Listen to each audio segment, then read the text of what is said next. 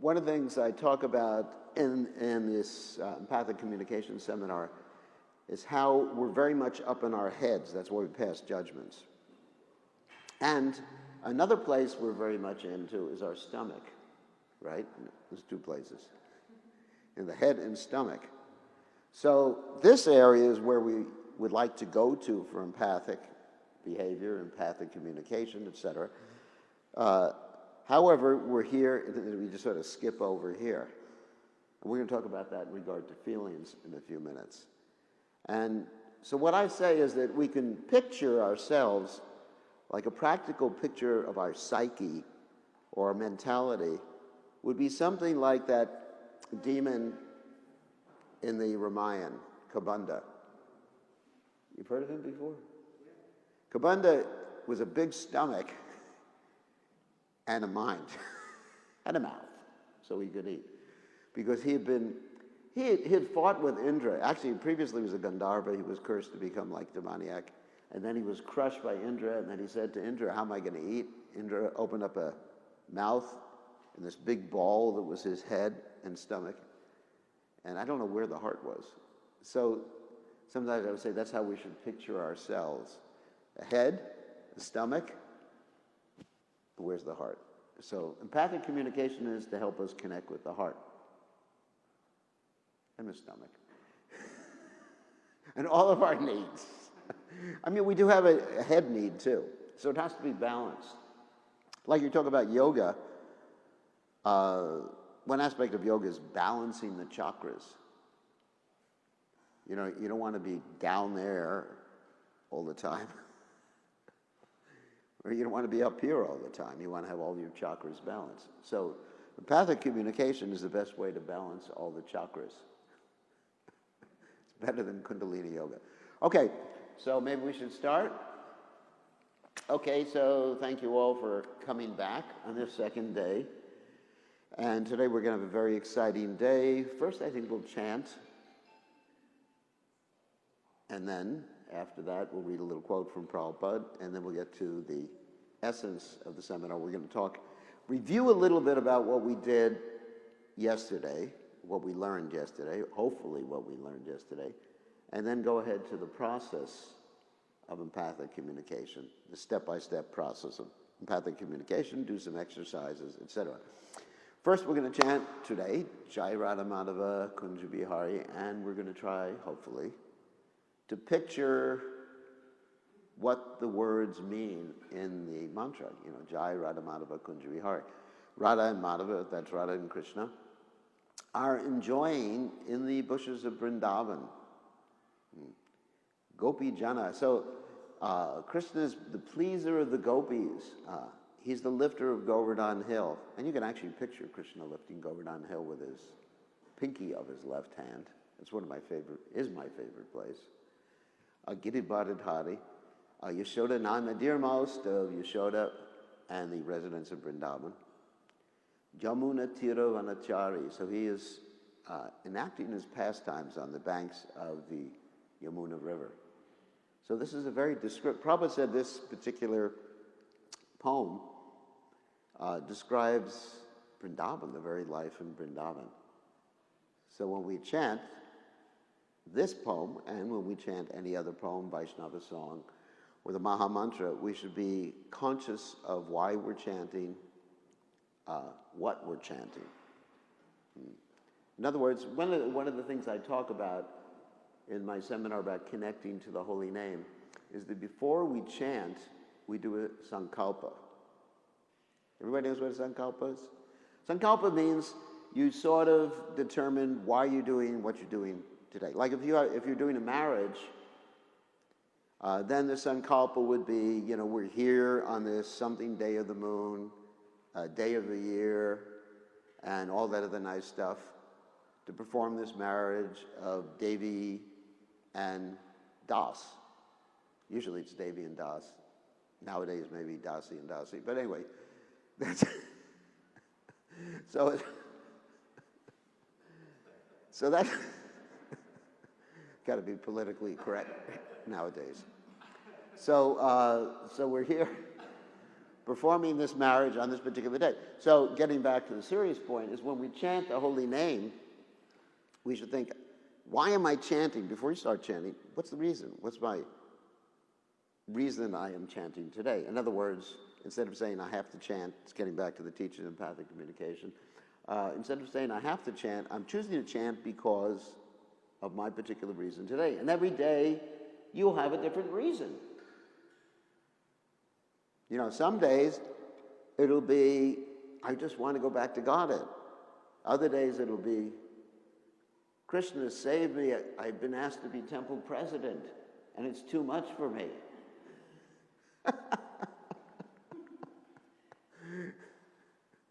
Other days, you like Mayapur will chant, save me from this oppressive guru. Hare Krishna, Krishna, Krishna, save me. So, in other words, that Sankalpa really helps connect. Why am I going to Mangalarti? And then, while you're doing the activity, remain connected to the meaning of it and the prayer. The chanting is a prayer. Vaishnava songs are a prayer. Prayers are of different types. Some are glorification and some are you're asking for something. Don't be afraid to ask Krishna for something. He will help. What is it? Bhoktaram jagatapasam sarvalokameshram. Suridam sarvabhutanam gadwamam shantim richati. Krishna is your friend. Not only your friend, he's surit. It means he's your well-wishing friend in your heart friend. Actually, surit means good heart. So he's your heart friend. So it's really nice to think of it like that. When I first joined the movement, I liked to chant Hare Krishna. I still do. But when I first joined the movement, I'd like to chant Hare Krishna because I realized I could always take my best friend with me. And we're all we have a need for a good friend, someone to support us. And so that was one of the main impetuses for me to chant. Okay, so let's chant Jai Radha Madhava. That's a quick introduction. No, hands are good. Hands and mouth. Sometimes it helps us to concentrate when we don't use instruments. And we become too much engrossed. Like, I know sometimes Prabhupada would stop the devotees from using a harmonium in kirtan because the devotees would get too much engrossed in the sound of the harmonium rather than the holy name. And Srila Bhaktisiddhanta Saraswati Thakur, he would sometimes have his devotees who had the worst voices chant. They couldn't even keep a tune. And so, because people were really getting involved in, let's say, good singers.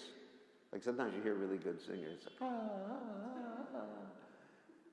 And we get involved in this, like the external aspects. The singer may be pure, but sometimes we get involved in the external aspects and really not take the things to our heart.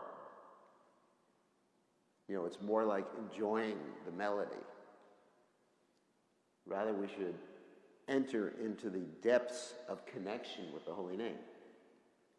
We want to connect with other people, we want to connect with ourselves, and we want to connect with Krishna, the holy name, and the deities, like that.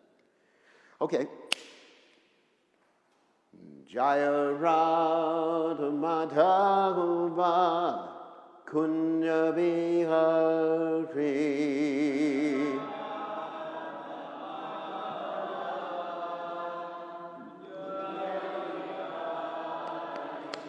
Jaya Radha Madhava Kunja Bihari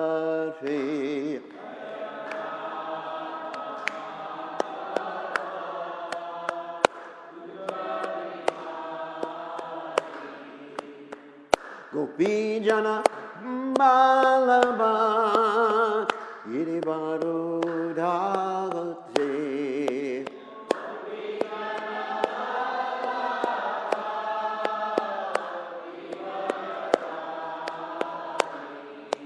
Gopi Jana Balaba Iribaru Dhagate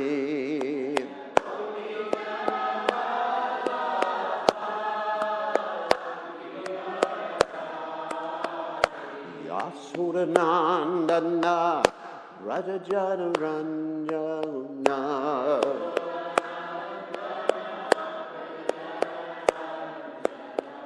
Yasodhanandana Brajajanuranjana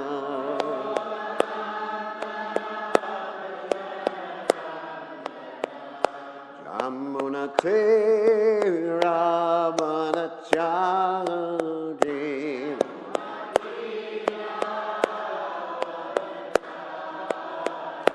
Yamunate Ramanachari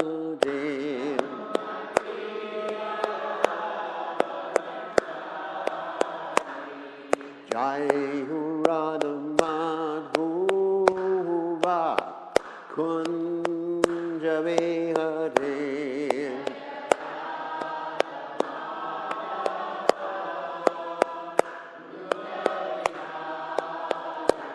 Jai Radha Madhuva Kunja Vihare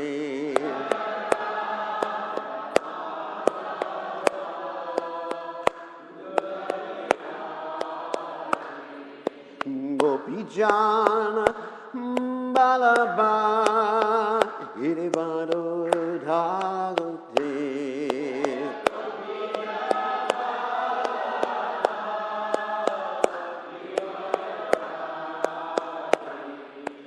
Gopijana Balaba Hirivado Dhagate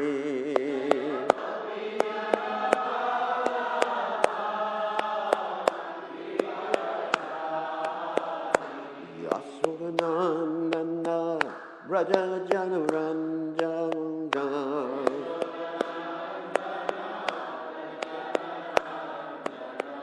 Yasodhanandana Brajajanuranjana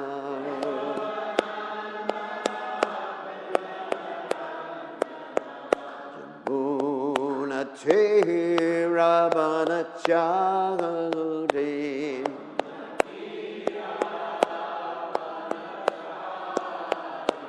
Yamunate Ravanachari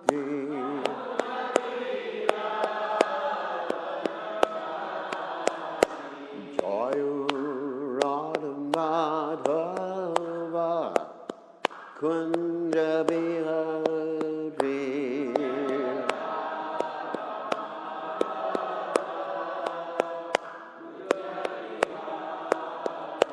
Jai Radha Madhuva Kunja Vihare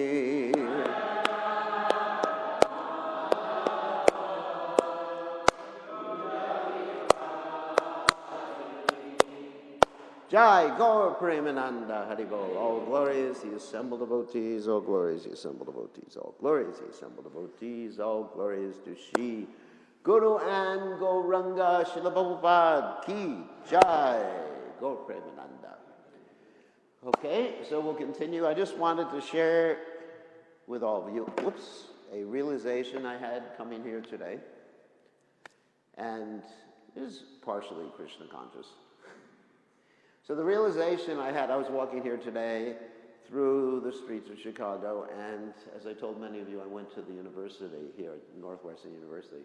So I started to remember my being here in Chicago during the university years, going to Northwestern University. And then it struck me that that person who went to the university, their soul still exists, but that person is no longer exists. It's all gone. Everything in the past is gone. Everything I did in the past, obviously I did Krishna consciousness. That's not gone. Swapamapya Shadharma Shatrayate Matovaya. But everything else, all the activities I did in the past, gone. So therefore, the conclusion in my mind was, I have to be here now. At present. And of course, Bhaktivinoda Thakur talks about that too. He says, don't live in the past and trust no future, however pleasant, but live in the present. So of course, there's an impersonal, let's say, understanding or a path that many people follow. It's called mindfulness. You've heard about that before. But there's something true about that. You know, be aware right now of your feelings and needs, and don't dwell in the past. Or, of course, the past influences us today, but don't dwell in the past. Just be aware today. Connect to where you're at, what you're feeling, because that's where you're at now. And you can't change the past. It's gone. It's finished. Okay. Sharing the realization. So, here's some quotes from Prabhupada. And we're talking about independence today. Krishna consciousness movement, and some of you have heard these quotes before, is for training men to be independently thoughtful and competent in all types of departments of knowledge and action, not for making bureaucracy. Once there is bureaucracy, the whole thing will be spoiled. There must always be individuals striving, there's their autonomy again, and work and responsibility, competitive spirit, not that one shall dominate and distribute benefits to the others, and they do nothing but beg from you and you provide. Very important.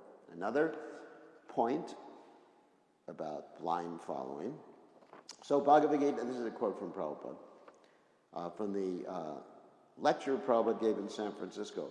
Bhagavad Gita gives you full information so that you can accept God with your reason, with your argument, with your knowledge.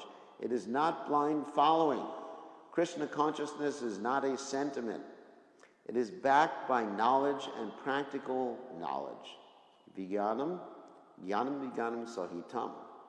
So without vijnana sahitam, and the process is to understand this knowledge is to be a surrendered soul. Therefore, we disciple. Disciple means one who accepts discipline. Without accepting discipline, one cannot make any progress. It is not possible. Any field of knowledge, any field of activities, if you want to be aware scientifically and factually, then you should accept the controlling principle. So in other words, if you have some objective, then you can actually put yourself in a situation where you're controlled by certain principles or you've taken certain vows. Now we're going to go, actually I want to review what we did yesterday, just the 4 Ds of discommunication, the blocks of communication. And I'm going to ask for some volunteers. Who can give me or demonstrate for us what diagnosis means? Just, can someone come up? Raise your hand if you want to demonstrate. Otherwise, I can do it. Yes, Nijanand Pran. You can do it from there if you want. Give me an example of a diagnosis. So I understood diagnosis as when I'm in a particular situation and someone else is behaving or speaking in a particular way, then I internally start diagnosing what their situation is or who they are. Who they are. And I start labeling them accordingly. Yeah. So if a person is, I guess, seemingly laggardly or walking or something, I think he's lazy or she's lazy. Right. Or he's unclean, mood cheating, whatever, I would start diagnosing who the person is. Yes, and that diagnosis comes from the mind, not from the heart. So, diagnosis, that's the first thing. And, all right, thank you for that demonstration. So, you put a label on someone. Okay, the second one would be denial of responsibility. Give me an example. Someone give me an example? Yes.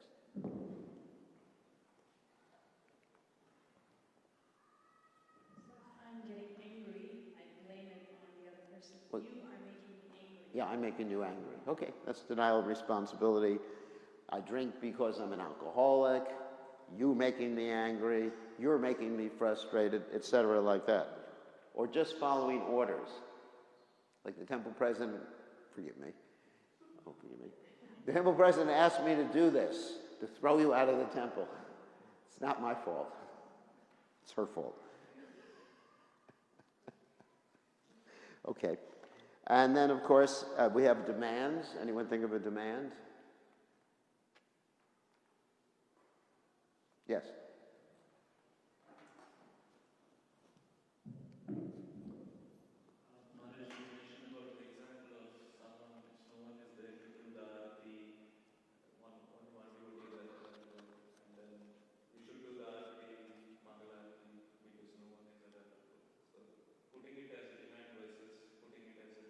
Well, what is the difference between a demand and a request? This gets a little tricky.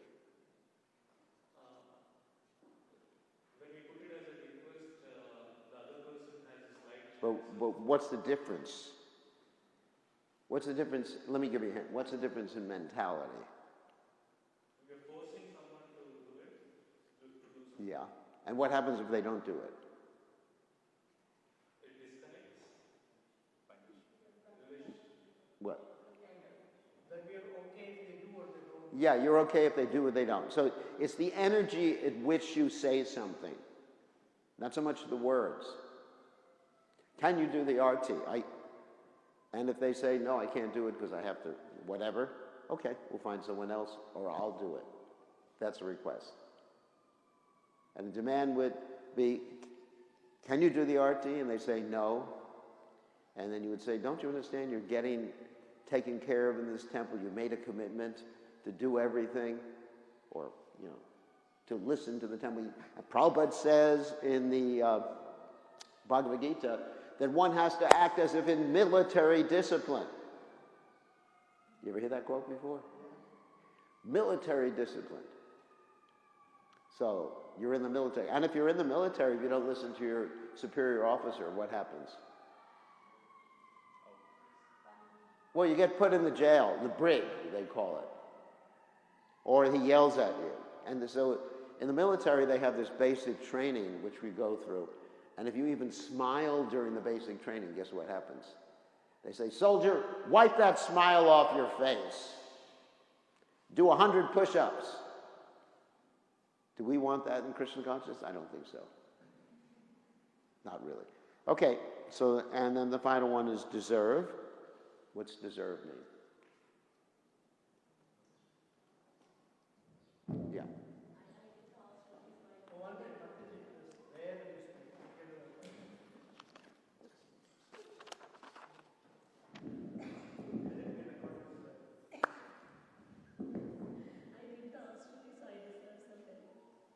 What's that? I did some austerity, so I deserve the benefit.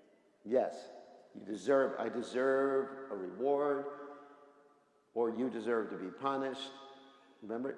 So the essence of these four things, of course, it's going to be hard to remember all the time, the 4 Ds of discommunication. The essence is that any activity that disconnects us from connecting with someone's feelings and needs is a block in communication. Sometimes we talk about these 4. There's more than 4. Let me give examples of some other things that are blocks. You don't have to remember them. But just keep in mind what the result of a particular activity is. If it blocks your communication, it's a block of empathy. One thing is advising people, unless they ask for advice. Like, if someone is, let's say with the eating process, we were talking about eating healthily. So before the seminar began, both Mayapur and Champaga were eating sweets. And so one thing that could disconnect me from them, if I say, if I was you, which I did say, if I was you, I wouldn't eat those sweets. If I was interested in health, so that sort of advice, unsolicited advice. If someone asks for advice, say, Maharaj, how do you cook? How do you eat for health? Okay, that's one thing. But giving advice to people, unsolicited advice, particularly when it threatens the eating process, is a disconnect. Because they were thinking, we should never travel with him again. Another thing you could say, other things are like educating. You can say to someone when they have trouble, you say, think of it as a lesson you learned. Just giving someone advice rather than coming in tune with their feelings and needs. Empathy is to connect. Remember that. Anything that disconnects is really the opposite of empathy. Consoling is another one. Oh, it's so bad, you did the best you could do under these circumstances. That's also a disconnect, although it sounds like you're being very empathic and everything like that. But you're just like dealing with them as like a little kid. You're not respecting their particular feelings or needs, or shutting the people down. You know, someone said something, Prabhu, I'm having a hard time. And they say, oh, that's life. That's also another way of disconnect. Or interrogating people. Like, you know, when did you start feeling like that? Really? Or correcting. Correcting sometimes is required when you're doing some service in the temple. But when otherwise, and then the big one is, of course, the butt. You're butting people. Not butting with the head or with other parts of the body. But when you say, you did a good job, but, you know, the prasadam was really tasty, but. So when you use the word but, it actually is like saying whatever you did before or said before in the sentence has been negated. Okay. Yeah. Yeah. So since we talked about Give her microphone. The president. you talked about autonomy a lot.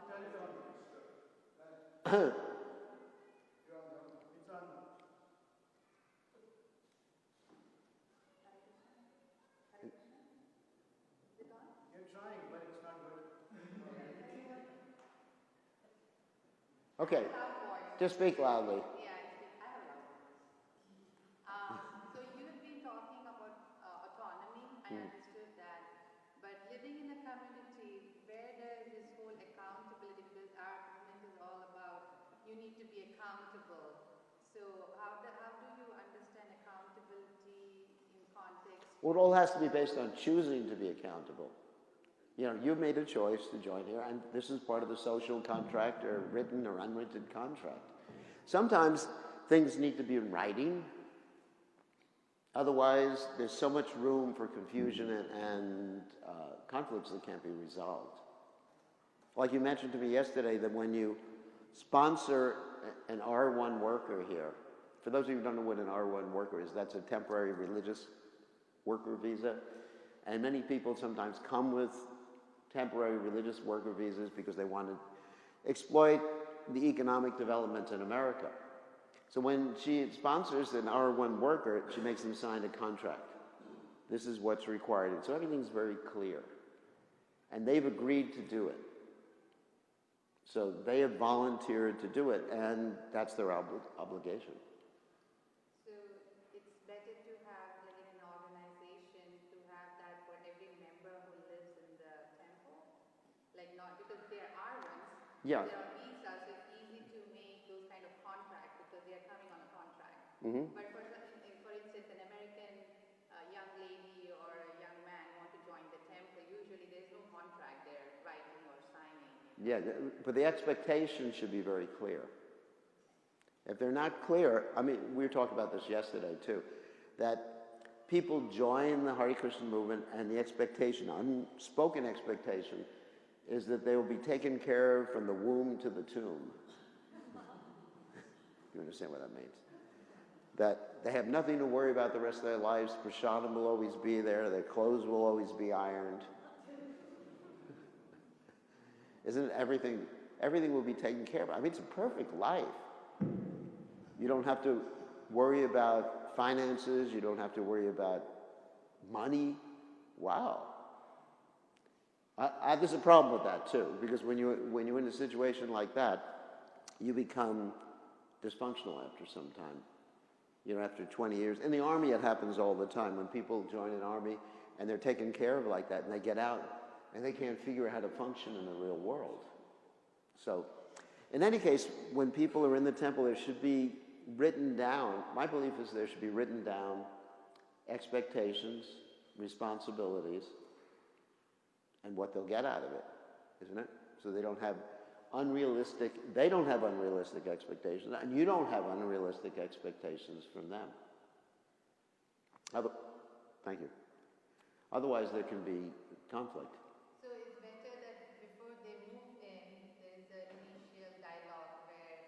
I think so. And there's also needs to be job descriptions. How many? We don't even have job descriptions. You're a temple president. Do you have a job description? Oh, you do? We have all our head of the department. Oh, good. Job description, temple president means does anything at any time she's asked to do. That's an easy job description. Exactly. Okay. Mine is the shortest. It's the shortest, right? Just fills in any time. That's good. And listens to her husband all the time. So, yes, you avoid problems when you have job descriptions like that and expectations that are written out. And you know, even in marriage, sometimes it's useful to have those. Be very clear about what you're expecting. Otherwise, it turns into demands, and the relationship becomes frayed. Okay? Any other questions? Yes, you have a question. Maharishi, this is not related to Mataji's question. On the same line of accountability, in looking after a relationship where it needs an accountability, as a growing sadhaka may not know the consequences of it, may agree in the beginning, but as it grows, one identifies the needs, I cannot do this. So is there something wrong to withdraw from the relationship because you cannot, What relationship are you talking about right now? like a mental relationship?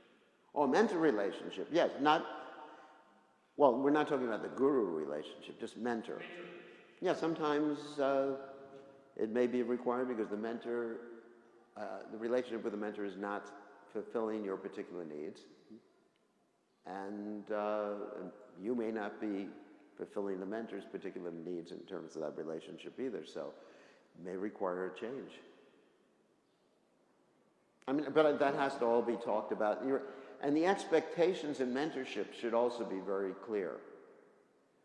Without clear expectations, there's conflict. Okay, any other questions before we go ahead? No? Okay, so now we're going to go through the process of empathic communication or nonviolent communication. And we've more or less gone through it before in an informal way, touching upon all these different things. And certainly we talked about observations, feelings, needs, strategies, and requests. But now we're going to go through it in a more organized way. So the first point that we get to is observations.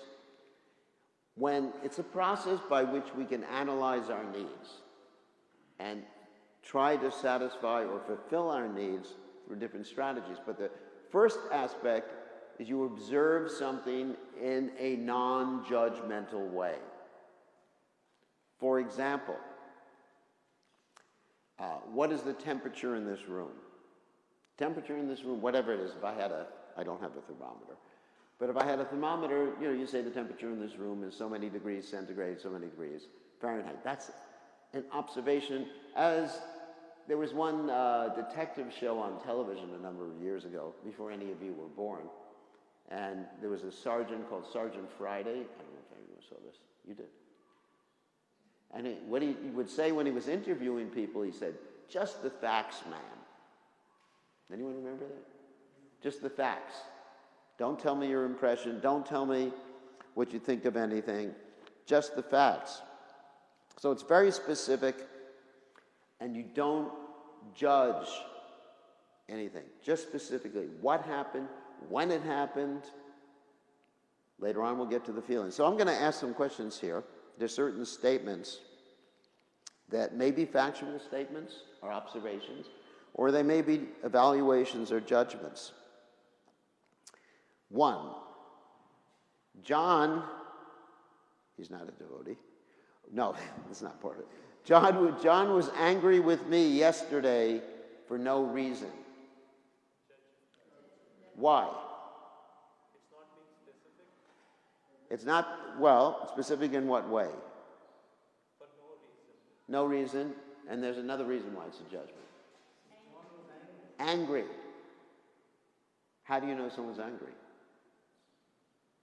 Body language. May be wrong. He may be just in anxiety. You may be interpreting anxiety as anger. So So in other words, that's not an observation. An observation would be, let's say I'm going to transform that into an observation. Yesterday, John told me you are a jerk. That's an observation. It happened. It happened yesterday. Exactly what he said. You are a jerk. Okay. We're going to transform each one of these, and we're going to ask you volunteers to transform. Yesterday evening, Devi Dasi bit her fingernails during class. Observation. Because it's specific. Next one. Das did not ask for my opinion during the meeting. Observation. Easy. My father is a good man. Judgment, observation? Judgment. From the head. Now you could transform that. Who could transform that into a practical observation? He did many good deeds. Good deeds? Many deeds. Many deeds. What? My father sent all his children to college. Good. My father sent all of his children to college. Did your father send all of his children to college? No. I can't say he's a good man then. So that's an observation. Krishna Das works too much. What would be an observation?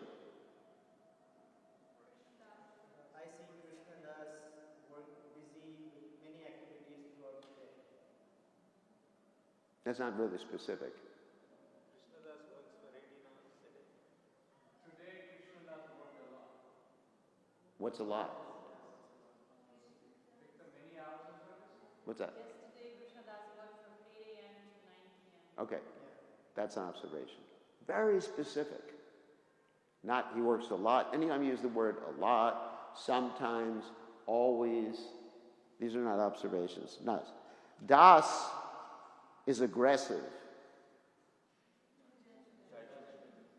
Judgment. Why? It's a label. Now, how would you state that, or state something similar as an observation? He drove fast when he was getting out of the parking lot. He broke a fast? Drove fast. Oh, drove fast. Fast? What's fast? He drove 40 miles above speed limit. Yeah. Okay. He drove 40 miles above the speed limit while he was pulling out of the parking lot yesterday.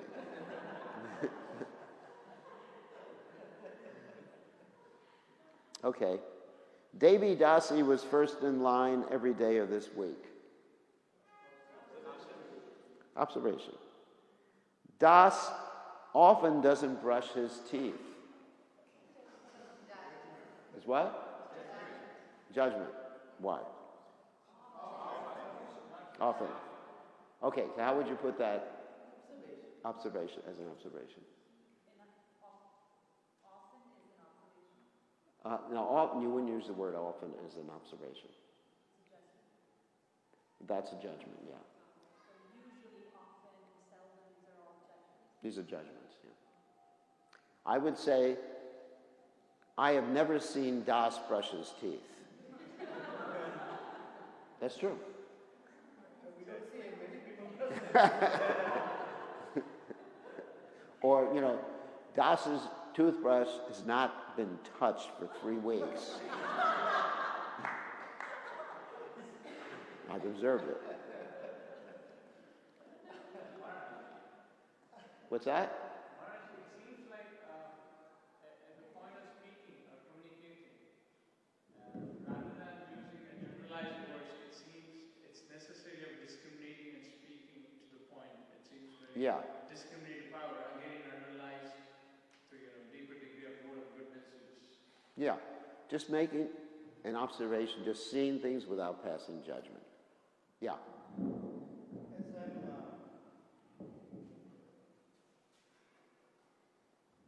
As I'm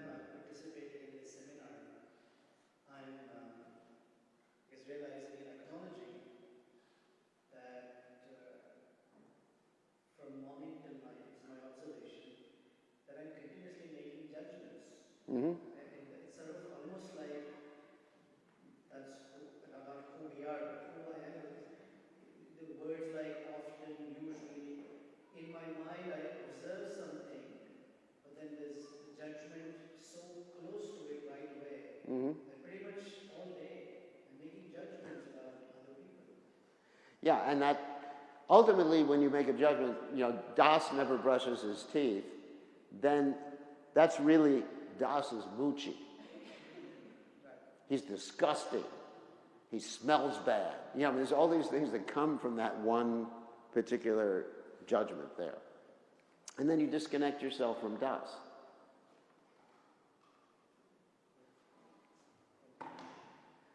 So, so the point is that these particular judgments, other than observations, disconnect you from the person. Like when you make these judgments, even on yourself, you could do that, I'm always making mistakes, I'm always forgetting things. Like I remember my mother, this is my mother again, she usually use my mother. She made this judgment on me that really, just sticks with me to this day. She said, if your head wasn't screwed on right, you'd lose it. You ever hear that one? So therefore, that's a judgment, and therefore I'm thinking, I lose things all the time. And there's these self-fulfilling prophecies too. What's that? You're in ecstasy. I thought he was just like dancing or something.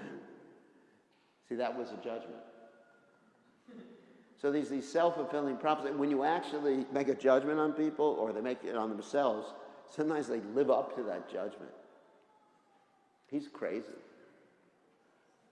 And then if he hears that, or if he makes that judgment on himself, he'll actually act crazy because he's fulfilling that self-fulfilling prophecy. It's like people go to the astrologer. Not that I don't like astrologer. That's actually double negative. But anyway, that means I don't like it. Anyways, translate it. And this astrologer will tell us something. They'll say, I can see you're going to have trouble in your marriage in the next 6 months. You're going through your Saturn. Anyone's gone through a Saturn period here? You're going through your Saturn period. And he says, oh no, it's my Saturn period. I'm supposed to have trouble. But you know something interesting? This has nothing to do with the seminar. There's a story about Hanuman that you may be aware of. You know Hanuman? Hanuman. You know who I'm talking about? Hopefully. So Hanuman was approached one time by Saturn and say, okay, it's your time for the Saturn period. And Hanuman said, okay, I surrender. You can sit on my head. Does anyone know the story? So Hanuman started to put a lot of big rocks on his head. And Saturn said, stop, stop. And then Hanuman said, Hare Krishna. Prabhupada ki jai. Power to the Prabhus. So then Hanuman said, okay, I'll stop if you can reduce my Saturn period to 7 minutes. So that's what happened. So if you worship Hanuman, has nothing to do with the seminar, but anyway, just thought I'd add it. If you worship Hanuman, then your Saturn period becomes 7 minutes. It becomes a good period. Remember that. Very important spiritual instruction. And Prabhupada also said, if you chant the holy name, then with the tip of his toe, Krishna can kick away so many Rahus. So we don't worry about astrology too much. Otherwise, if we start hearing these self-fulfilling prophecies, and of course I started talking about it in regard to judgments, then somehow the judgments come true. You can't control your senses. Mayapur, you can't control your senses. You ate that cheesecake. Anyway, so then he hears that, and his senses won't be able to be controlled. Okay, so let's go. You have a question? Yeah. So we're talking about words, and we're talking of transforming our words from Yeah. judgment to observation. But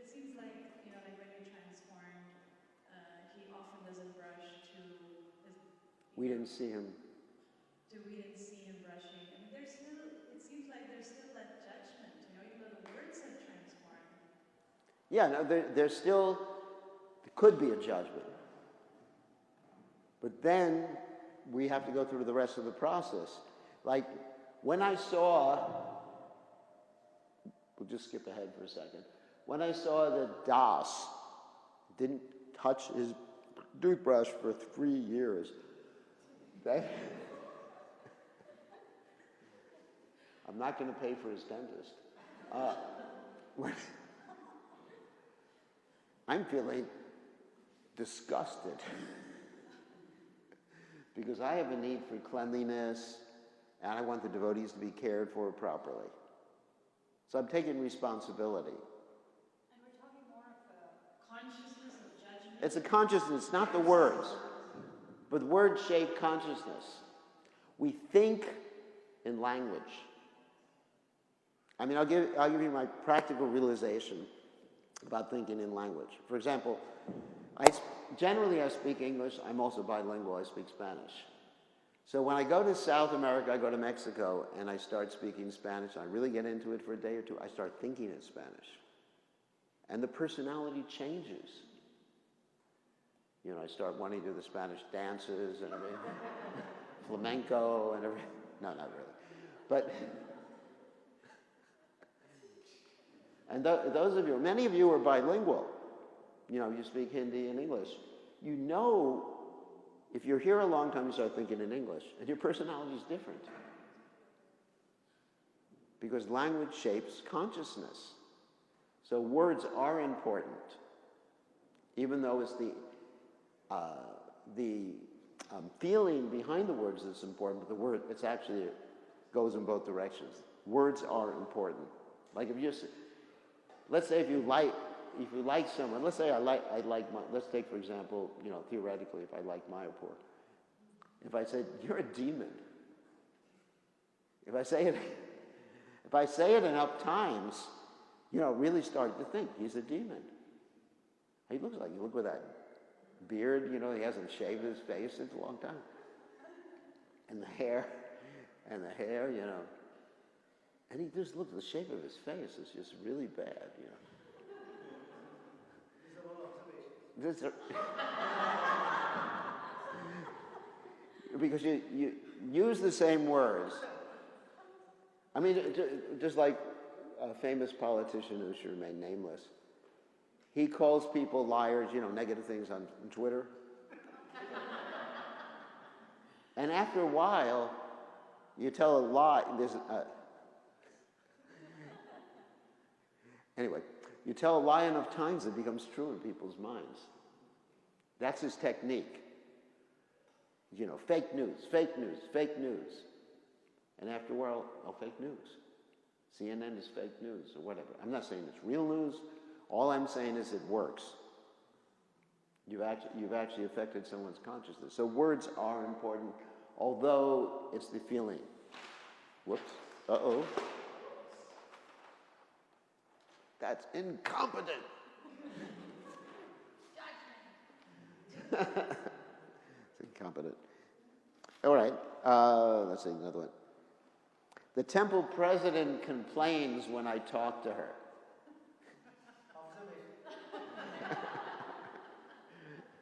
No, because you're not giving a specific time and you're not saying specifically what she said, and you're qualifying whatever she said as complaining. You could say, yesterday when I talked to the temple president, she said, you talk too much. Just get to work, you bum.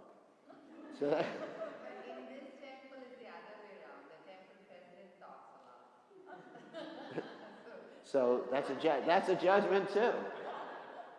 Let's be specific. Because if you say the temple president talks a lot, that means she's a big mouth.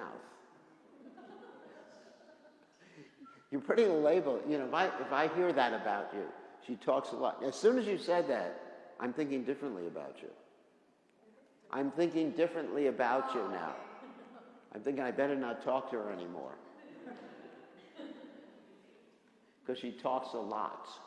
She's a big mouth. A blabber mouth. motor mouth. You hear all these expressions? So we have to be careful because there's implicit messages going along with judgments. Even though it may appear to be an innocent judgment, well, he never brushes his teeth.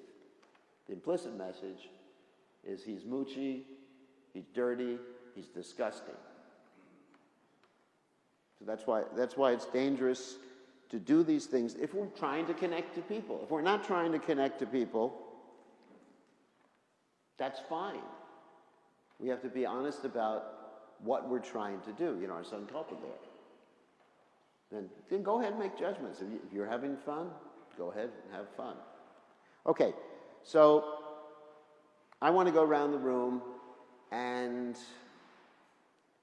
ask different people, whoever volunteers, to make an observation about what's happening right now, where they are right now here in this room. Give me an observation. Who wants to give an observation? Yes. So right now I am in the International Society for Krishna Consciousness Temple in Chicago. Sorry, I didn't recognize there was a microphone. So I'm in Ishkan Temple in Chicago right now. I'm on the second floor. I think there's prashad is being made in the other room. Did you observe it? I don't know. I was told prashad was being made. Oh, you were told. That's an observation. That's good. Internally, I'm excited for the Krishna feast tonight. What else is there? What else is going on right now? Having some swamis up there. I was talking. Generally, I'm having a good day because I wanted to go to this temple for a very long time. Even from Wisconsin, so I don't really get the chance to associate with devotees that often because there aren't many devotees where I'm from. So Good. pretty happy. That's what's going on right now. Anyone else would like to share? Yeah, so let me go through what he just did. He did some observations, and he also went to his feelings, and he also went to his needs. What were his needs? Association with devotees. So he actually did this process. Thank you very much. You demonstrated everything, and your strategy is to attend and participate as much as you can because you just moved from far away. Very good. Who else wants to share what's going on for them right now? Make an observation. Just a very simple observation. Yeah.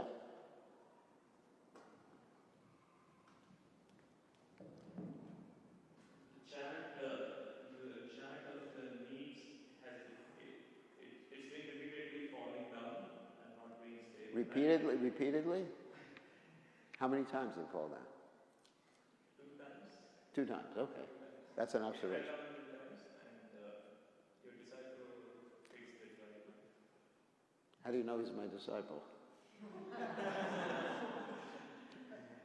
That weird guy sitting there fixed it.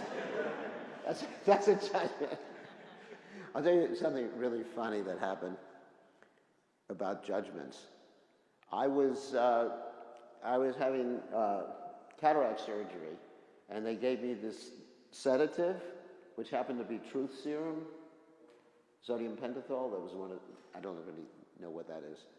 And so he was there. He was out in the waiting room, and the nurse basically said, "Do you want anyone to come in to be with you at this time?" And I said, "Yeah, there's someone out there, and just look for the weird guy out there." So the nurse goes out to the waiting room and takes a look at it and keels over laughing practically, isn't it? So, of course, that wasn't precisely a judgment. That was joking. You can joke like that sometimes. So you don't want to get too much into like empathic communication. That's a judgment. That's an observation. In different relationships, there can be some teasing and a flow. Okay. Anyone else? What's happening for them right now, at this instant? Not what happened 5 minutes ago with the falling of the papers, but what's happening right now? Make an observation right now. Anyone? Yeah. Sitting on the chair. That's right. You're sitting on the chair. Okay, another observation? Yes.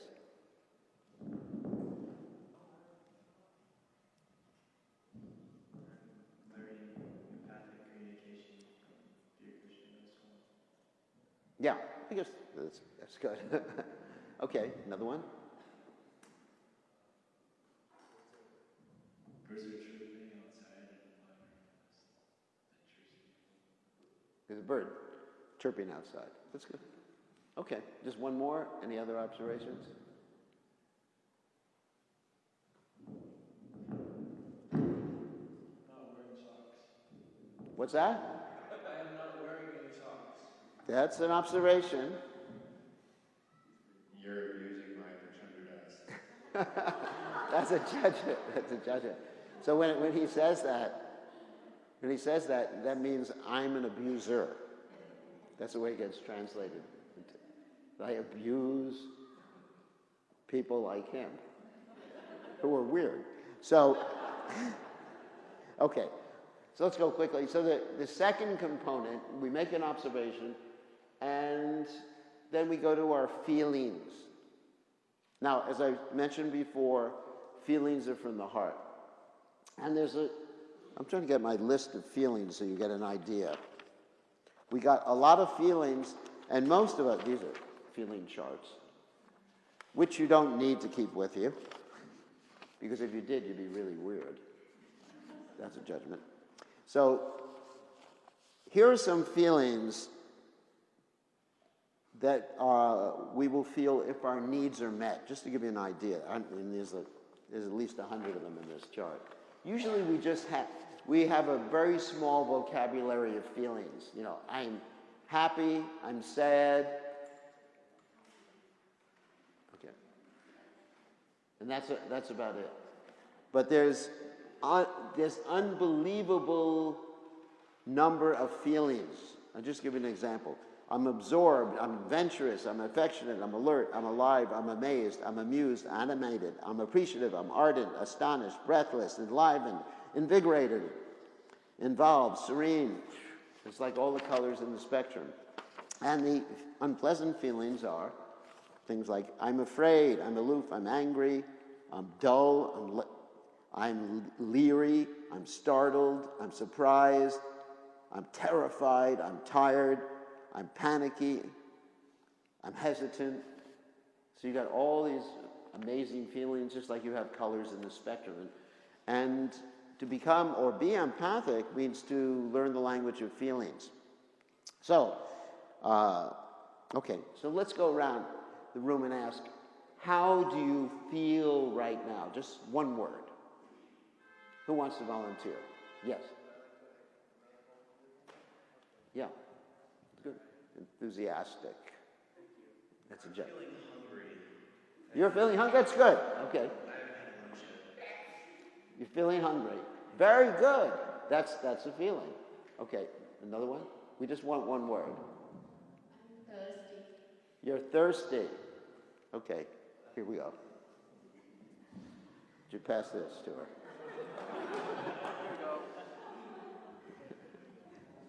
Okay.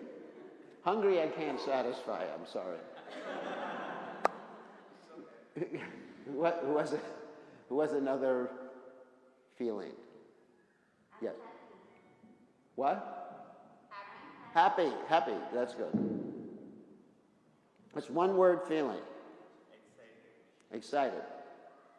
Desperate for the association of Srimati Radhika and her lovers to be in pursuit. All right, yeah, desperate. That's good. Okay, who has another feeling? Yeah. Energized. That's good. Energized. Blissful. Interested. Anything else? Any other? No one else has any feelings in here. It's a judgment. Mayapur, how are you feeling? Abused. That's a judgment.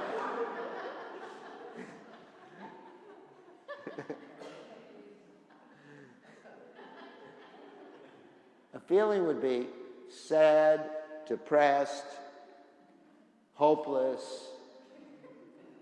You know, so therefore, it's good to have judgments. So here's what we added yesterday, or this morning, what Champaka added today. This is his judgments.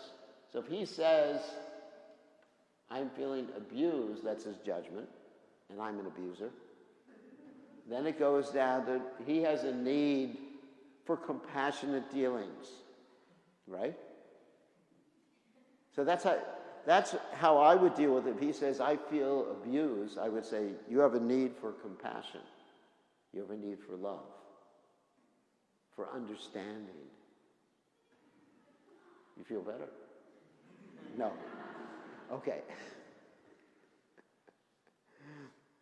So expressing feelings means really we're expressing our vulnerability. You know, when you say how I feel, rather than using the expression, I feel like you're an idiot. Sorry about that. I feel like you're a good cook. That's not a feeling. That's a judgment. So we want to really stick with the heart. The principle is we connect with the heart. We don't connect with judgments. We connect with the heart, with people and Krishna. So, let's see. Oh, here are some questions. So these are following statements, and we're going to determine, are they expressions of feelings? I feel, let's say someone says, I feel that you don't love me. Is that a feeling? No, that's a Judgment, obviously. I am sad that you are leaving. That's a feeling. I'm sad, and you're leaving. That's an observation. You're leaving. I feel scared when you say that. Feeling. Good. So now you're understanding feelings. When you don't greet me, I feel neglected. Judgment. Because it's not how you feel. You're judging that you're being neglected. I am happy that you can come here. You are disgusting. That's a judgment. I feel like hitting you.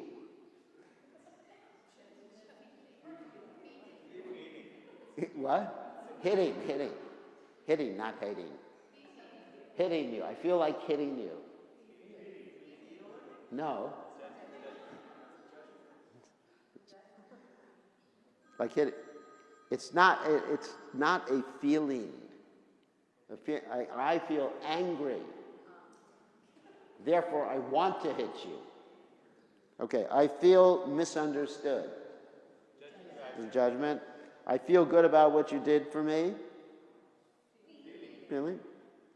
I'm worthless. Go back to I'm feeling misunderstood. That's judgment. So how do you transform into a feeling? How do you transform? I'm feeling confused. That's how I would say. I was feeling confused. Did you understand me? Would you clarify what you heard me say? That's how I would deal with it. Okay. We did that. Okay, feelings. And then the third step is needs. And I think we talked about needs extensively, right? Didn't we go through that? Where's our needs chart? Up here. We all have, just to reiterate for some of you who weren't here yesterday, we all have all these needs. So every feeling we have, and even every judgment we have, reflects upon needs met or not met. If I'm feeling scared, I have a need for protection. If I'm feeling angry, I may have a need for autonomy.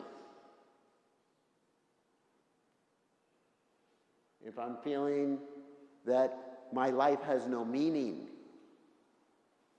then I may have a need for creativity, meaning, self-worth, or Krishna consciousness.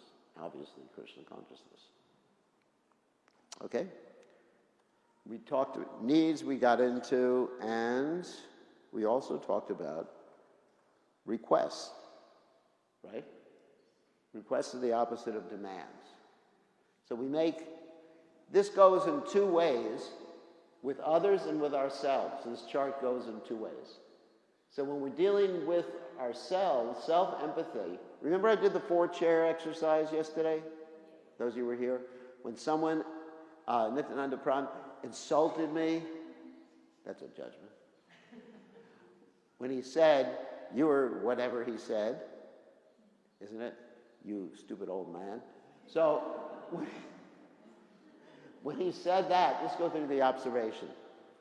When he said that, I felt sad, depressed, disturbed, because I have a need for understanding, a need to contribute, a need for connection, a need for meaning, etc. And therefore, when I explained or understood my own needs, I became more balanced in my approach and was able to go to his needs. And that's from this angle of view, angle of vision. When he said this, was he feeling this? Because he had a need for that. When he said, you are whatever he said, observation. Was he angry? Because he had a need for understanding, or whatever his need was. And then my strategy in that case might be to ask him, would you like me to repeat what I just said, or would you like me to change my method of presentation? And that's the strategy here, or I can help him understand his own needs. Does everybody understand the whole process now? Yes, Mr. Underprom.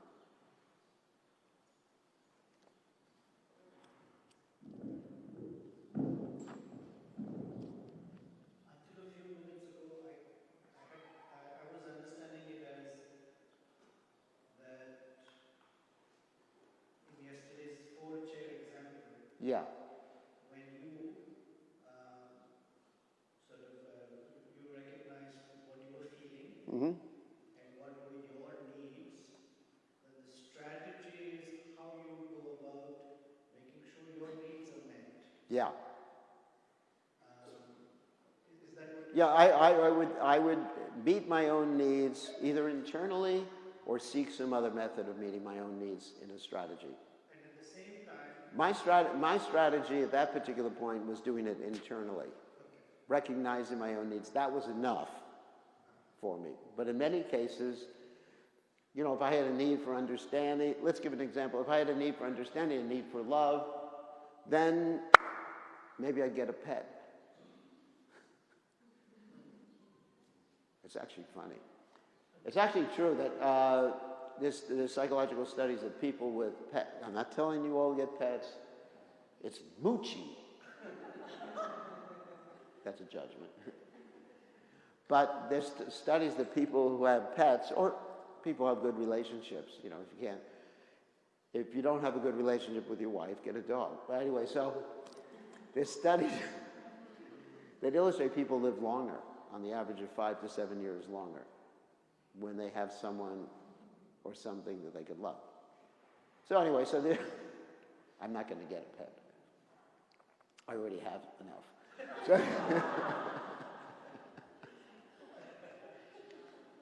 So in other words, I would deal with my strategies, with my needs first, with whatever strategy.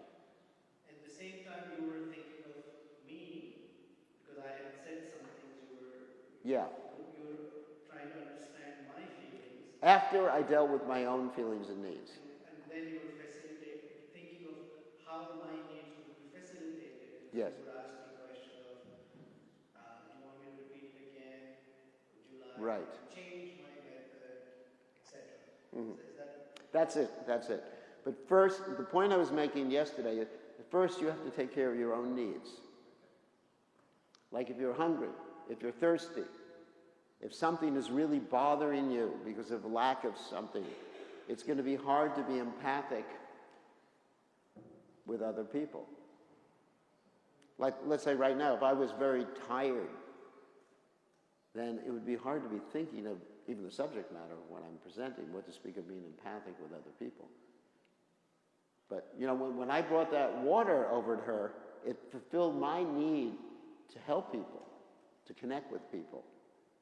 How did you feel when I brought the water over? Empathy. Well, I know. How did you feel? Happy.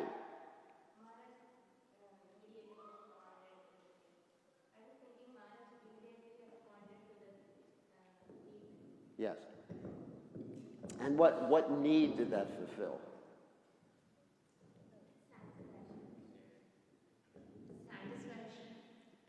That's the emotion or the feeling.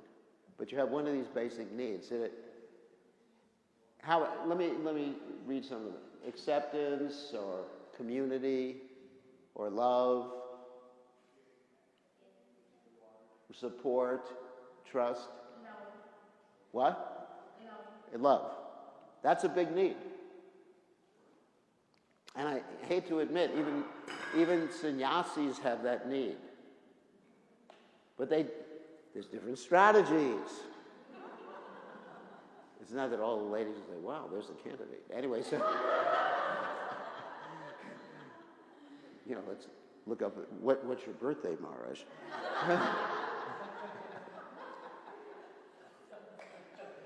There's different strategies because, obviously what you're thinking of wouldn't meet other needs. Like Krishna consciousness. Anyways, so there's different strategies. And I have loving relationships with people. I have that need. I love to connect. Like when I brought you the water, that was fulfilling my need to love because that's part of my needs. I'm aware of my needs. When you're aware of your needs, you're going to be balanced. And you're not going to be taking an advantage is that when you actually know this need language, you're not going to be looking for strategies that are really counterproductive. Every one of us has a need. Brahmacharis, of course, there's ways to fulfill your needs in your relationships with each other, exchanging prasadam. I mean, it's really nice if you help another brahmachari, give them prasadam, or if someone's in the hospital. I mean, this is a big thing that devotees haven't really learned to do to a fullest extent. If a devotee is in trouble, a devotee's in the hospital, a devotee's in the hospice, to go and help them. And when you fulfill that need of love, compassion, connection, that person will never forget. Like I just gave the example of when I was in the hospital, there's one person who came, wasn't Mayapur. He was there, but he has to come. That's his duty. So it doesn't really count. So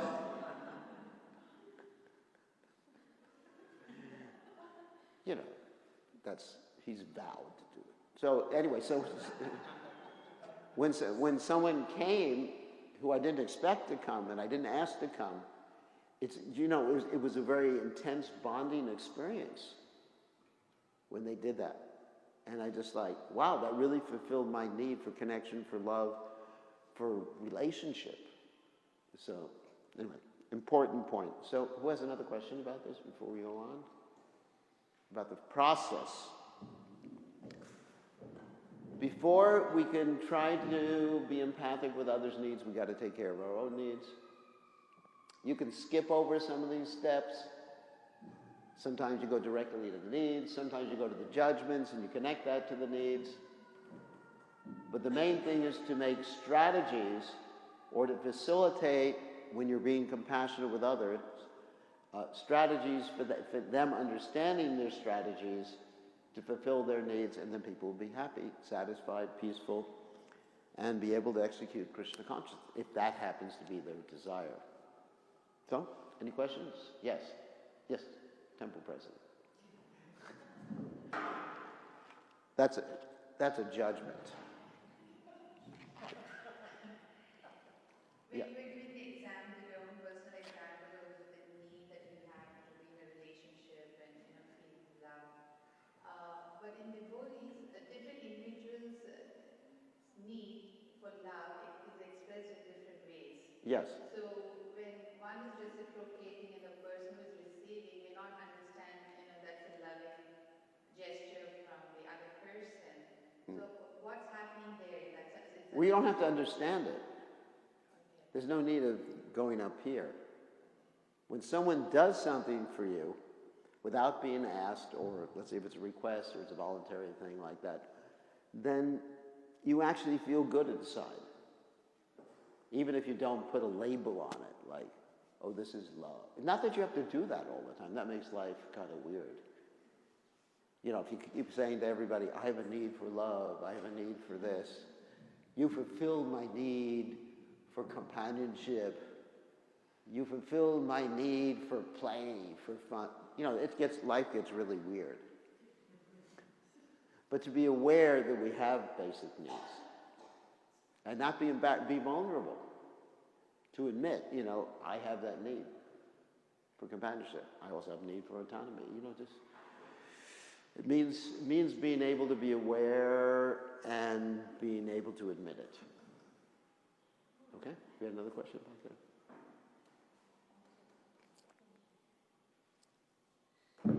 Oh.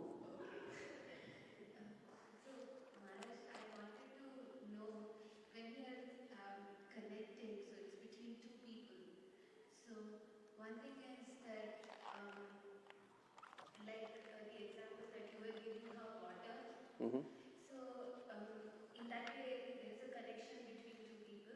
But sometimes I have noticed that it is sometimes hard to receive.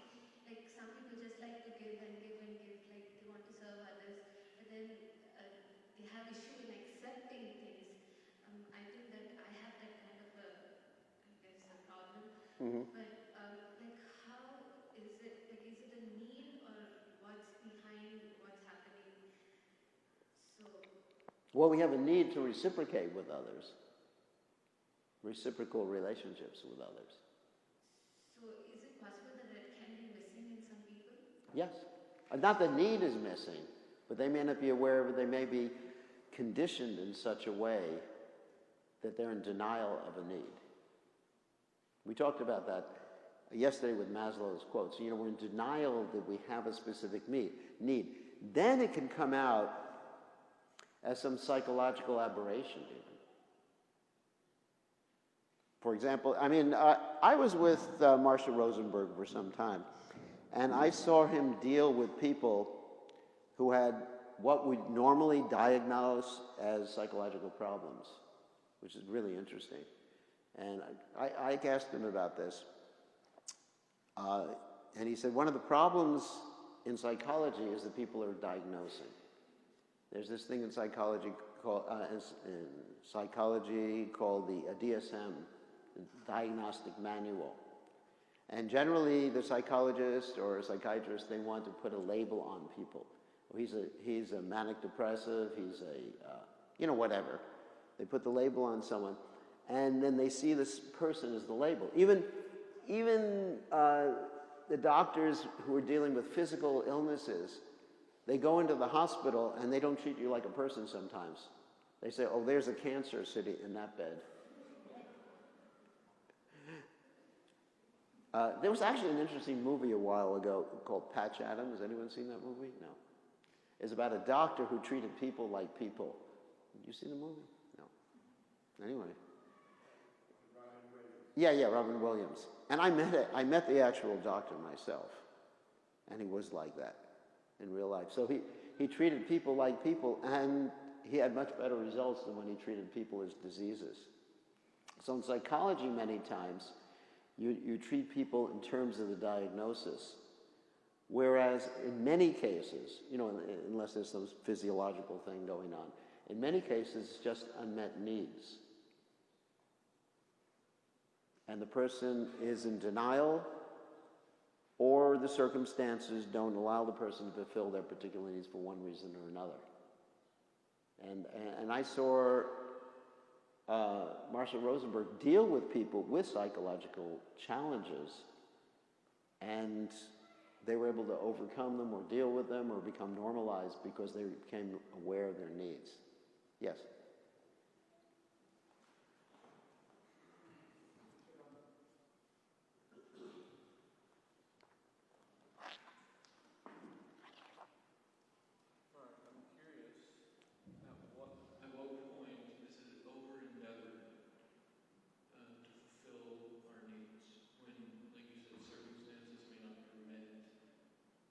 That's unusual circumstances.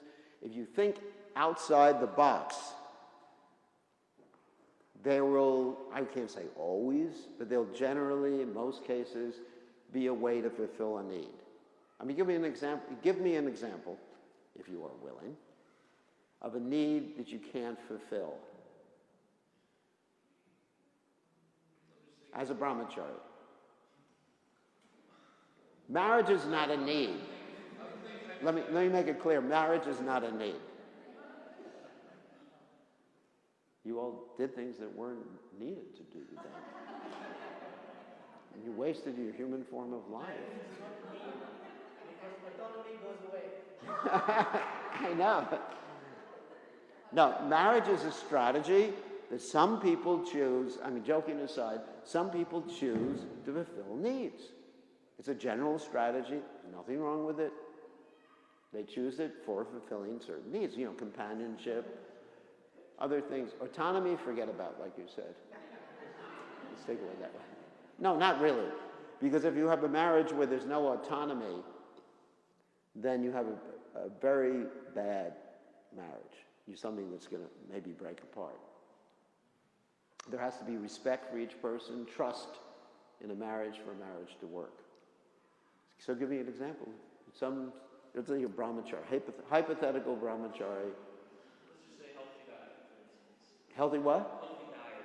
Healthy diet, okay. And Well, there's my favorite subject matter again. Close your ears. Healthy diet, yeah. in various circumstances, one may You're living in a Hare Krishna temple. having no personal funds, and also having so much service or what have you that inhibits by endeavoring for the ideal healthy Ayurvedic diet.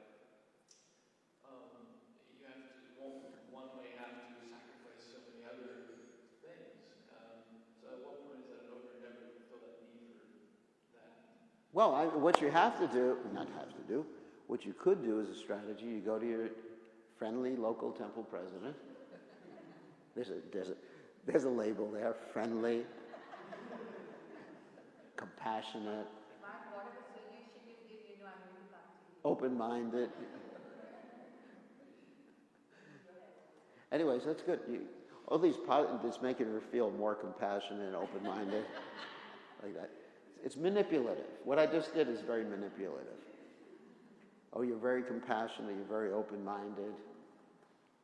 You're very kind. She's like, you're very great sannyasi. So you go to the temple president, your situation. You explain your need. And the temple president is supposed to make sure there's more devotees, happier devotees, healthier devotees, right? I mean, that's the job description as far as I'm concerned. So that's your strategy. Let's say it doesn't work. The president says, Maya, don't you understand? You eat prasadam. There's a lot of quotes like this. You eat prasadam. Krishna is the fire of digestion. And if Krishna wants, you could eat rocks and be healthy. Because Krishna doesn't want. So if she answers like that, what are you going to do? Then you may have to make some other arrangement. You go to the government here in Chicago. Go to North Carolina. Yeah, go to North Carolina. We need more brahmacharis there. So you go and say, can I get some food stamps? I mean, there's different strategies. I'm just telling you. There's always strategies. Or you call your mommy on the phone. Say, Mommy? That's the best way to manipulate your mother. As soon as even my mother, she was 91 years old. If I just say, Mommy, I can get anything I want from her. She says, well, you're a grown man. You can do it yourself. But you are my mommy. Isn't it? It works like that. So you can say, Mommy, I need some things for my health. Would you be willing to send me $500 a month? Whatever. There are strategies in your particular case. I mean, I can understand if you're in prison in Iraq,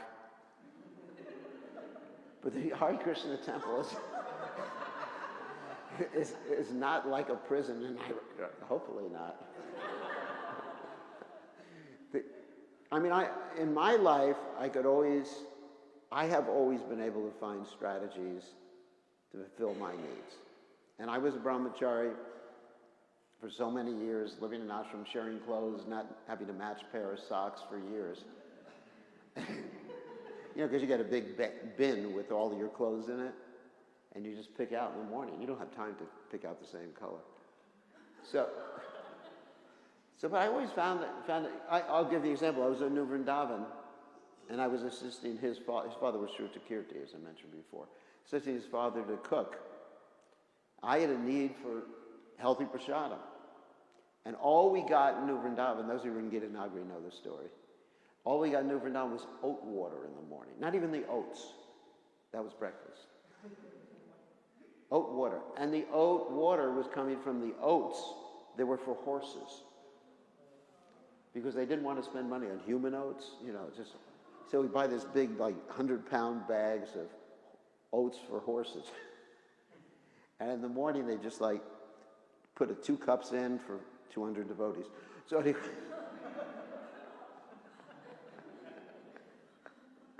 so before I worked in the kitchen, I was freaking out. Because I had need for, you know, something substantial. Actually, lunch was just weeds that we picked in the field and added them to water with some dal beans in it. That was it. Serious. I'm very serious about that in New Vrindavan in, 1972. It was really austere. And a bath was going to the stream when it was ice and cracking through the ice and pouring the water on yourself in the morning. And the temple president, when I complained, I said, "It's freezing." He said, "It's ecstatic."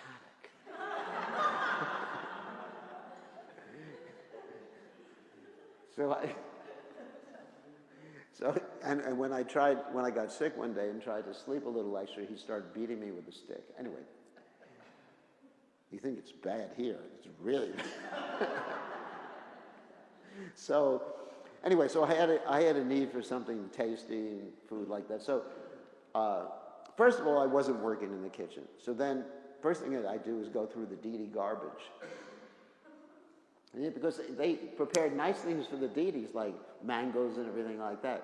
So, but there's always a lot left of the mango, the apple cores, and everything like that. So I ate nicely, had a strategy. And then after that, I said, I really want to cook in the kitchen. And so that was my way of fulfilling my need of getting all the nice prasadam I wanted. So I made strategies. How's that sound? So there is a strategy. I guarantee, here you are in America, there will be a strategy fulfilling your needs. Unless you can think of circumstances where there's not a, I mean, maybe I'm wrong. Yeah, the question.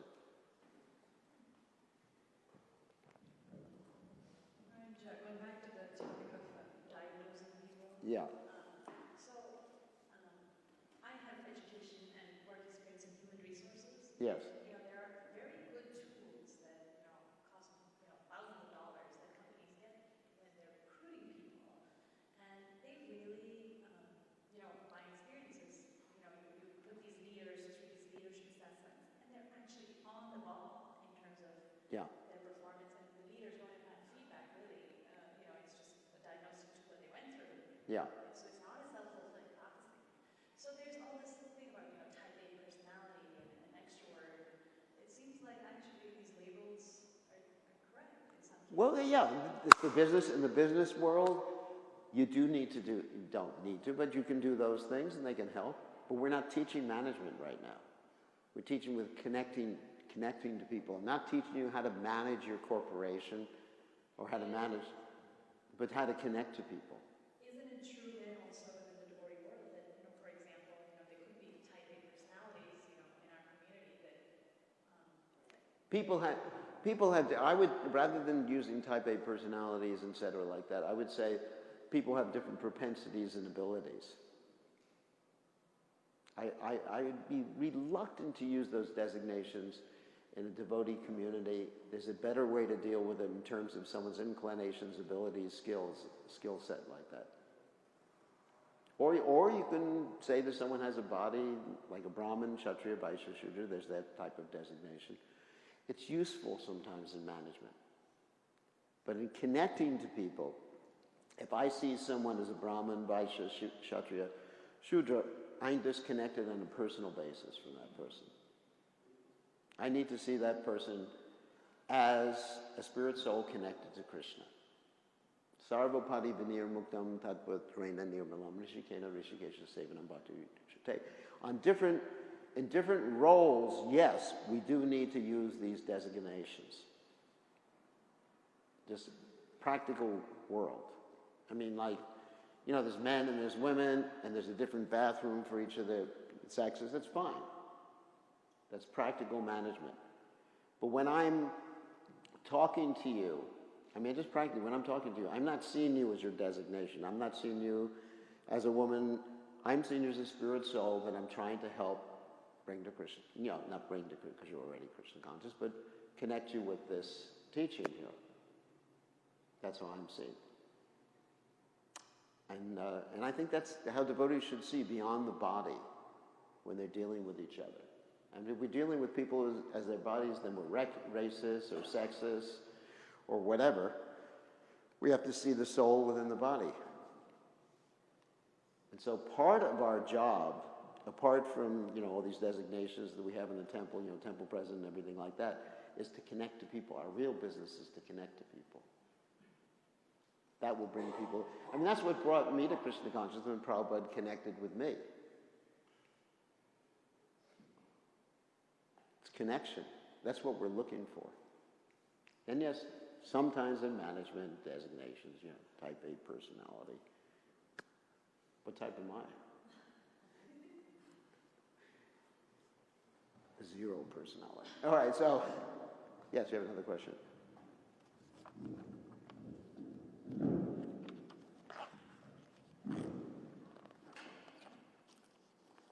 Maharaj, on the same point of labels, one of the instructions for Dhimadikari is to discriminate. So I was wondering, this is more of an internal thought process, the question, rather than saying it outside.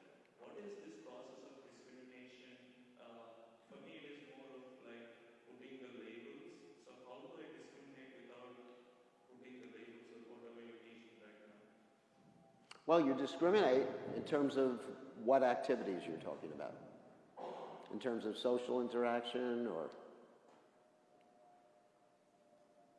what is the need? Why are you discriminating? I'm asking you that. I want to follow the principle so that I'm very strong in Krishna consciousness. I want to be strong in Krishna consciousness, and thereby I want to follow the principle of being able to discriminate and draw a boundary for myself. So you have to draw a boundary between good association and bad association. Is that what you're talking about? Something like that? Yes. Okay. So we observe someone's behavior, that someone is smoking marijuana, or someone smoked marijuana yesterday, or someone. Anyway, you observe that, and you understand that because he's doing that, that and association with him will not fulfill your need for Krishna consciousness. But if you deal with him as a druggie, that will disconnect you from being able to help him. I don't like to see people in terms of their activities. I like to see people, designate people in terms of their activities. I like to see people as spirit souls that are struggling on the path to either become Krishna conscious or they don't know about Krishna consciousness, just to see people as part and parcel of Krishna. Sarvapadi vinir muktam tadapatatvarena nirmalam. Be aware of their activities and act accordingly in terms of your own needs. But as soon as you see people as a nonsense, then that disconnects you. As soon as I see him as weird, it disconnects me, even though he is. So I want to do a few things before we break this morning, because I want to have some fun here, because we did enough. We did enough theory today. So I'm going to ask Mayapur Chandra, that's him, and Champakalata to show examples of interaction, disputes, disagreements, without, this is practical, down to earth, what you're seeing happens every day. No. Without using empathic communication, and then using empathic communication, and then role-playing, which is even more powerful. So, empathic communication would mean that they're going through the steps of observing what the other person is saying or doing, understanding their feelings and the other person's feelings, and connecting everything to the needs. And you'll see how that can resolve conflicts very, very quickly. Okay. So, you ready? You've thought of a conflict? Okay, so this is actually a true-to-life conflict. Uh-oh. Although we will be acting it out. What you see here isn't necessarily how we dealt with the conflict. Well, until we get to how we're supposed to, then that's definitely how we dealt with it. Quick question. So I'd just like to affirm what's going on here. So there's a conflict where you guys are role playing a conflict, and you guys are going to demonstrate how to solve such a conflict using the principles within that diagram. Right. Right. First, they're going to show how not to resolve it. Okay. What normally happens when you use judgments, when you're just like putting a label on people. Okay. It's all yours. Okay, so my mother's first great-grandchild, our grandson, was just born, and she's planning to come and visit him and her granddaughter and grandson-in-law. But it turns out that they are moving from the state of Washington just before she's due to arrive there. So she's very disappointed, and she calls her grandson-in-law, and she says, "I'm really sad that I won't get to meet my great-grandson. Can you promise me that you'll bring him," and yeah, this is kind of a demand, "that you'll come and you'll bring my great-grandson up to our nephew, her grandson's wedding in Michigan?" And he says, "Of course, Grandma." He says, "Definitely, I promise. We'll come up for the wedding." And so what followed? So first of all, you have this thing. Why the heck do the wives always side with their mother? You know, this lady, she does not understand what's going on in the situation. You got a young boy and a young girl. Where the heck do you get off supporting your mother who wants to force these poor goofy kids to spend money they don't have? What are you thinking? Well, they can earn the money. It's an important thing that my mother gets to meet her great-grandson, and I want my grandson at the wedding. Interruption. Because if you're fighting, you don't let them finish. So, you know, the reality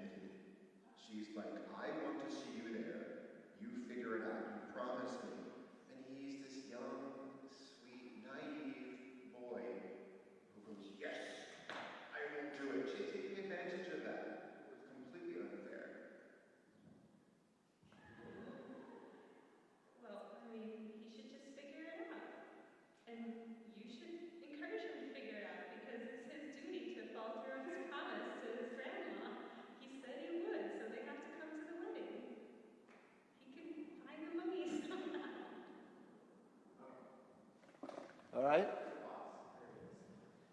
Okay, so next you're going to try to resolve this using empathic communication?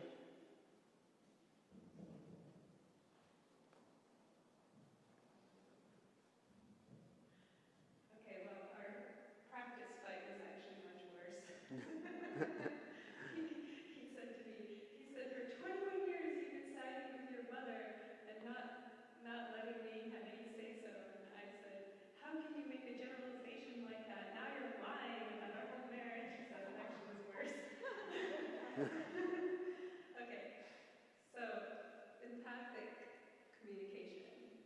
So first would be recognizing our own needs and then recognizing the need of the person that we're in conflict with. So we were going to jump straight to understanding each other's needs. How should we do it? Understand your own needs first. Okay. So I have a need for connection, community, which is very much associated with family. I have a need for a celebration. And to me, the idea of being at a wedding where all the family members are there except for my own daughter and the first great-grandson of the family is like devastating. So I'm feeling really disappointed at even the thought that that might happen, that they won't be there. And then as far as his needs, Let him explain it. What's my need?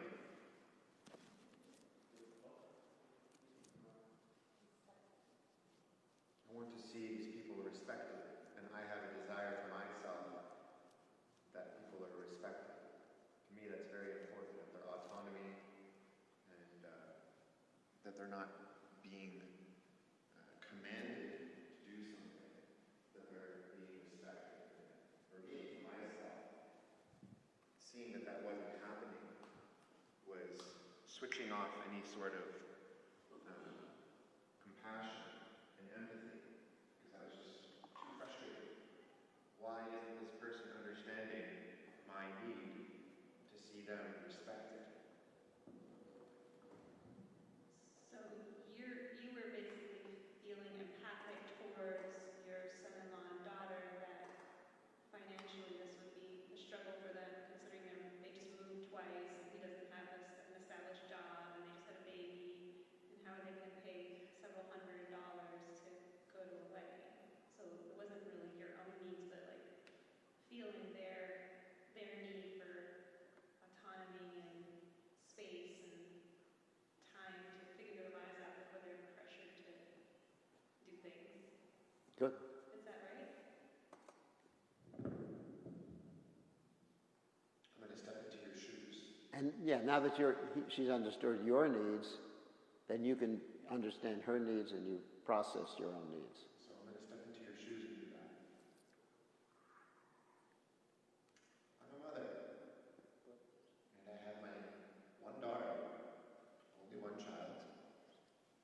And when you have that sort of situation, it's been 21 years, you only have one child. Of course I'm going to be desperate to see our family come together when our one child has her first child. My sense of community is very strong, and I very much have a strong desire that community and loving exchanges are respected. Good. So how do you both feel about your conflict after you expressed each other's needs and understood your own needs? I feel understood. Yeah. Great. And And they did come to the wedding. and incidentally, they are grandparents. It's hard to believe, isn't it? I thought I heard it wrong at first. No, they are grandparents. And I've known Champaka since she was a little tiny girl. And I still feel like, why the heck were they forced to go to that dang wedding? All right, so now we want to do. My mother also retracted her demand, so everything worked out. It was a win-win situation. She said, I take back my demand that you made the promise. Please only come if you actually want to. And Krishna sent him a job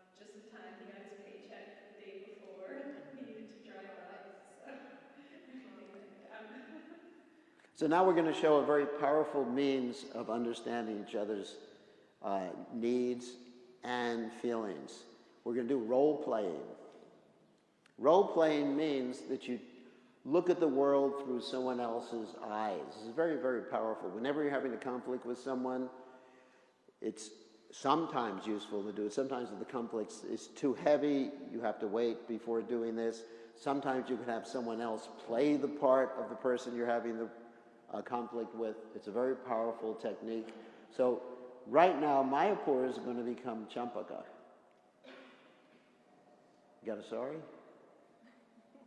No.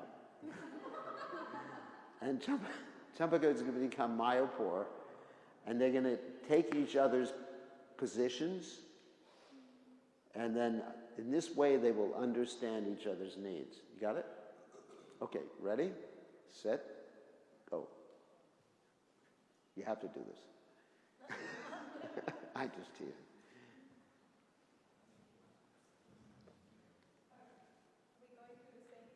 Yeah, same thing, but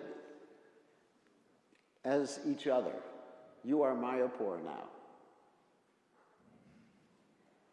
Okay, well, my need for autonomy is much, much greater than my need for community and for, interdependence. Autonomy is above it, see? It's more important for me.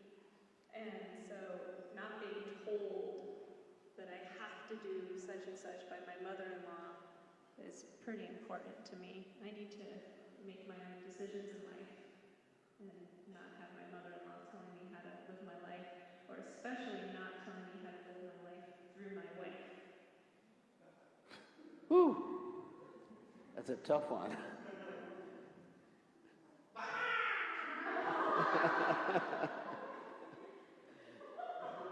How do you feel when you hear that, Mayapur? I mean, Champaka.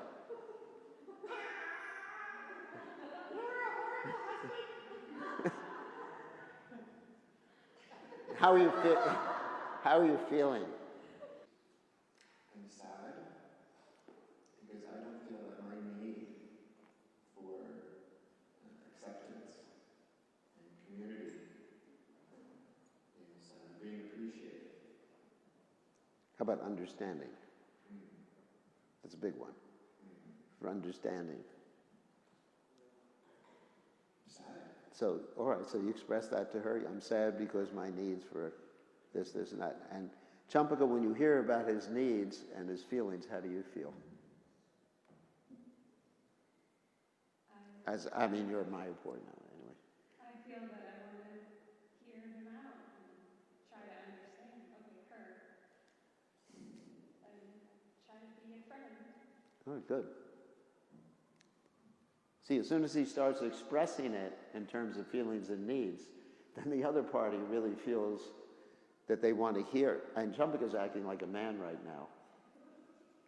And so men usually don't want to understand. If you're going to put labels on people. Just wait a second. And one of the big needs that ladies have oftentimes is to be understood. And so now Champaka, as a man, is actually responding to that need to be understood. And sometimes people will put labels on people who are talking about their needs, or especially the need to be understood. They'll call them needy. You're very needy. But needy, of course, that's a label right there. But people do have needs, and they are needy. Everyone is needy because they have needs. And once those needs are being fulfilled, or there's strategies to fulfill the needs, people can be more peaceful. Any quick questions before we break for the morning? Then we have one more session this afternoon. You can go back to your chairs. There you go. This was a true-to-life drama. Except they didn't do the switching in real life. Yes? Trying to understand the difference between emotion and feeling. Emotions and feelings are synonymous. But judgments and feelings are not. It's really important to understand the difference. Emotions, you know, happy, sad, depressed, angry are all emotions, and they're also feelings. Something from the heart without going through the brain. That's how I usually explain it. Yes? Judgments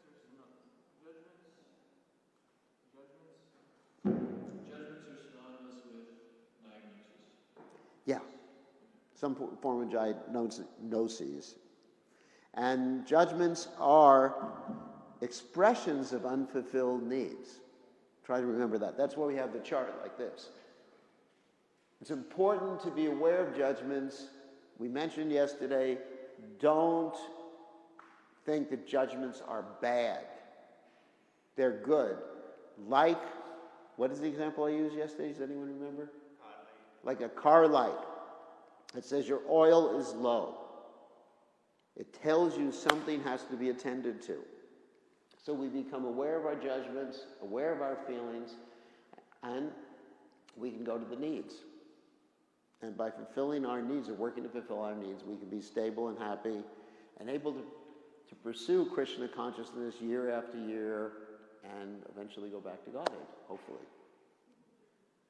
That's the whole idea. The whole idea is all this assists in our progress in Krishna consciousness. And we read from Bhaktivinoda Thakur yesterday and other personalities how this need fulfillment is 100% necessary to be stable in Krishna consciousness. So, can we end now and then come back at 2:30? Is that right? Yes. For the last session. Thank you very much. All glories to His divine grace. Srila Prabhupada, Srila Prabhupada ki jai.